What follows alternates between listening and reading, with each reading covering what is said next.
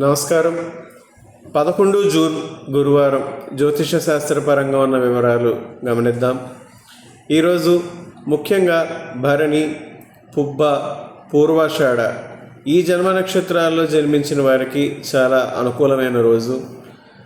రోహిణి, మృగశిర, హస్త మరియు చిత్త ఈ జన్మ నక్షత్రాల్లో జన్మించిన వారికి అనుకూలమైన రోజు కాదు. ముఖ్యంగా మృగశిర నక్షత్రంలో జన్మించిన వారు ఈరోజు గృహోపకరణాలు అంటే ఎలక్ట్రానిక్స్ వస్తువులు కావచ్చు, లేదా గృహంలోని వేరే ఏ ఇతర వస్తువుల వల్లైనా కూడా అవి పాడవడం లాంటి ఇబ్బందుల వల్ల ఆర్థికంగా నష్టాలను ఎదుర్కొనే సూచనలు కనిపిస్తున్నాయి.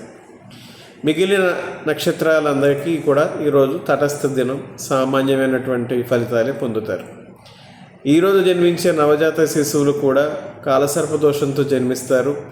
మనం కాలసర్పదోషము వాటి రకాలు మాట్లాడుకుంటున్నాము. 12 రకాల కాలసర్పదోషాల్లో ఈరోజు నేను 3వ రకమైనటువంటి వాసుకి కాలసర్పదోషం గురించి ఈరోజు తెలియచేస్తాను. ఎవరి వ్యక్తిగత జాతకంలో అయితే రాహువు లగ్నం నుంచి 3వ స్థానం తృతీయ స్థానంలో ఉంటారో, కేతువు 9వ స్థానంలో ఉంటారో వారికి ఏర్పడే కాలసర్పదోషాన్ని వాసుకి కాలసర్పదోషం అని పిలుస్తాం. వాసుకి కాలసర్పదోషం ఉన్నవారు తమ రక్త సంబంధీకుల వల్లే మోసపోతూ ఉండడం జరుగుతూ ఉంటుంది. వీరి జీవితంలో పైకి ఎదగాలనే ఉద్దేశంతో ఎంతో శ్రమిస్తారు, కానీ వారి కష్టానికి తగిన భాగ్యము లేదా అదృష్టము ఆశించిన విధంగా అంత త్వరగా కలిసి రాదు. ముఖ్యంగా వాసుకి కాలసర్పదోషం కలిగి ఉన్నవారు తమ జన్మదేశాన్ని అంటే జన్మస్థానాన్ని దాటి వెళ్ళడానికి చేసే ప్రయత్నాలు అంటే విదేశీ పర్యటనలు కావచ్చు, విదేశీ ఉద్యోగ జీవన ప్రయత్నాలు కావచ్చు, ఇటువంటి ప్రయత్నాలన్నీ కూడా అనేక ఆటంకాలు ఎదురవుతాయి. అదేవిధంగా వీరు తమ సోదరీ వర్గం వారితో ఎంత ప్రయత్నించినా కూడా వారి మధ్య సహోదర భావం అన్నది, ఆ ఆత్మీయత అన్నది ఏర్పడదు.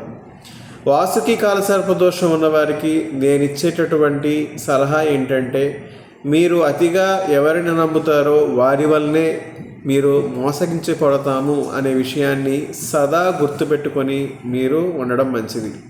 12 రకాల కాలసర్పదోషాల్లో ఏ విధమైన సర్పదోషం మీకు ఉన్నా ప్రతిరోజు రాహుకేతు స్తోత్ర పఠనం చేయడం మంచిది. అదేవిధంగా మీ వ్యక్తిగత జాతకంలో సర్పదోష తీవ్రతను బట్టి 18 రోజుల రాహుకేతు పూర్ణకుంభ శాంతి జపం అనేది జరిపించుకోవడం మంచిది.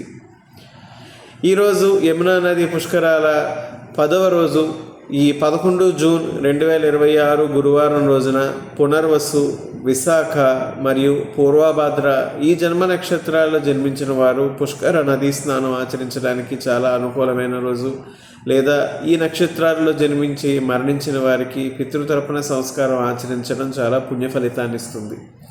పుష్కర స్నానం చేస్తున్నప్పుడు ఓం నమో భగవతే పుష్కరాయచ బృహస్పతే స్వాహ అనే మంత్రాన్ని పఠించండి. దీని ద్వారా మీరు పుష్కరుడి మరియు గురుగ్రహ శక్తి రెండింటినీ కూడా మీరు పొందగలుగుతారు.